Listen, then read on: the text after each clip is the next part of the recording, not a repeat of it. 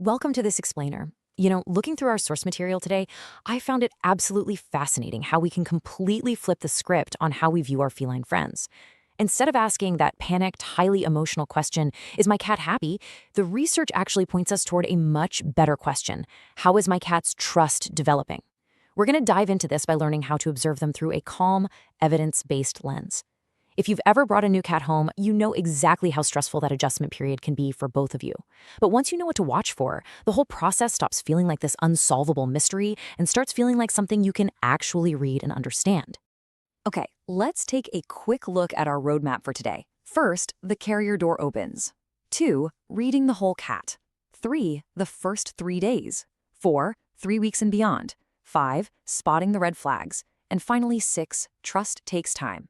Basically, we're going to trace that entire journey from the anxiety of day 1 all the way to building deep, quiet trust. Section 1. The carrier door opens. We have all been there, right? That universal moment of panic when you bring a new cat home. The carrier door opens, and they just instantly vanish. It is incredibly natural to feel guilty and ask yourself, is she ever going to feel comfortable here? You watch the days pass with her hiding, flinching at every little unfamiliar sound in the house, and you start wondering if you made a huge mistake. It is so easy to jump to the conclusion that she hates the new house, or worse, that she's rejecting you. But separating our human assumptions from actual feline biology is a real game changer here. Cats are deeply territorial creatures. Their entire sense of safety is physical.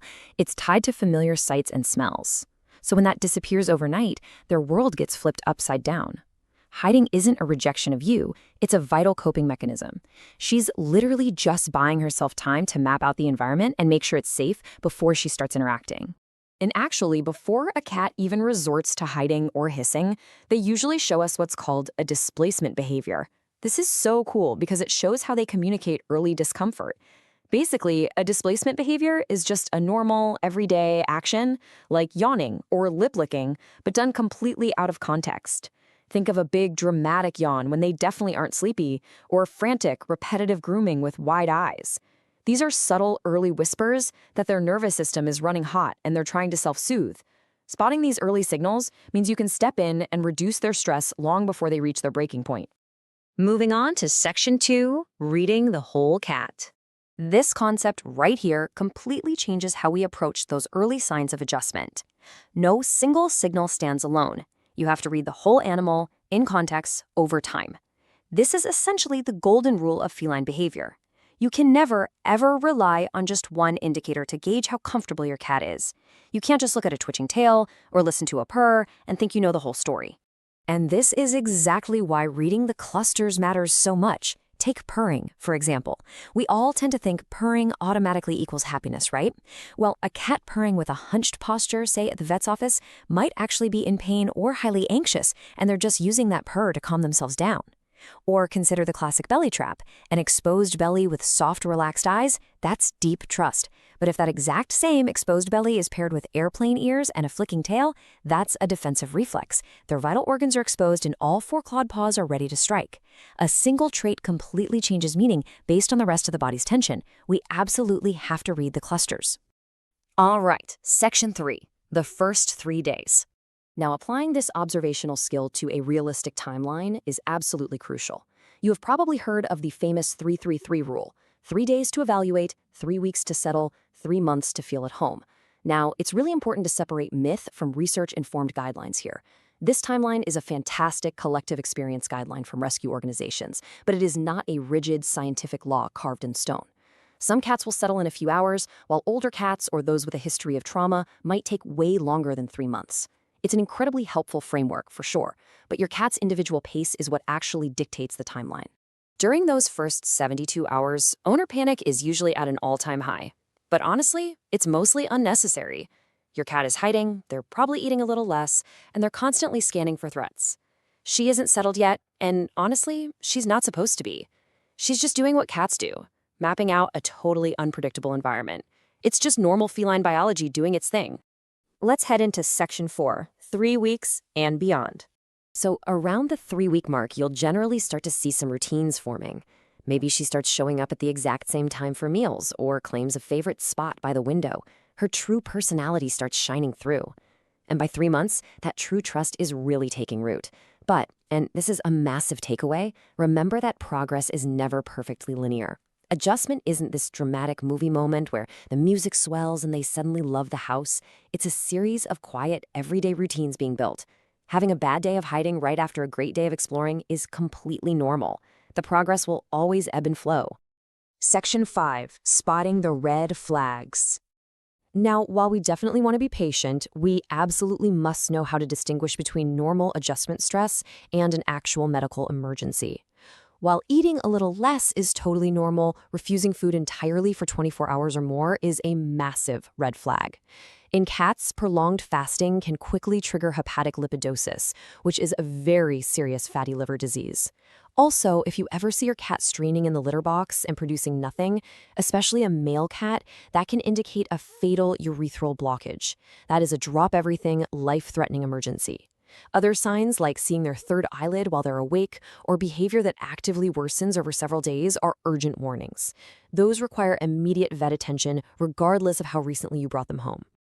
To help prevent everyday stress from escalating into illness like that, there are a few simple things you can do from day one. First, set up a home base. Just give them one small, quiet room with everything they need. Second, keep their carrier open in that room. It smells like them and makes a great familiar safe haven. Third, keep their feeding routines incredibly consistent because to a cat, predictability equals safety. And lastly, let the cat set the pace. Don't drag them out from under the bed to show off the living room. Having the choice to hide is in itself profoundly calming to a cat. Finally, Section 6. Trust takes time. Let's bring all these observational skills together. What does success actually look like? Well, we humans love those big, dramatic displays of affection, but for cats, true adjustment shows up in very quiet, everyday patterns. It's things like choosing to eat when you're just sitting quietly in the room, or noticing they've resumed their normal grooming routine. A stressed cat simply won't bother with basic maintenance, so grooming is often the very first sign their nervous system is settling down. And honestly, just choosing quiet proximity, like deciding to nap on the opposite end of your couch, is a massive display of feline trust.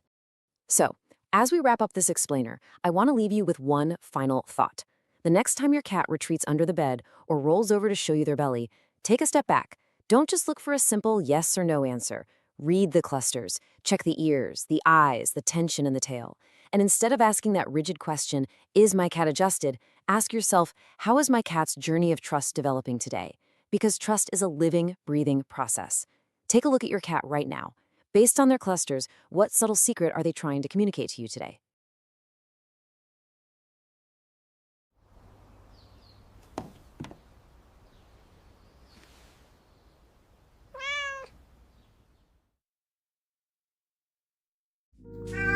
Perfect.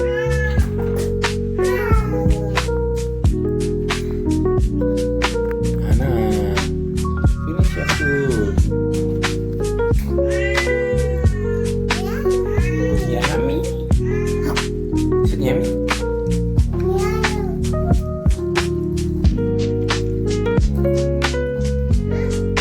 Perfect. How are you? Oh, Paddy, what are you doing? Why do you keep dropping it? Asa.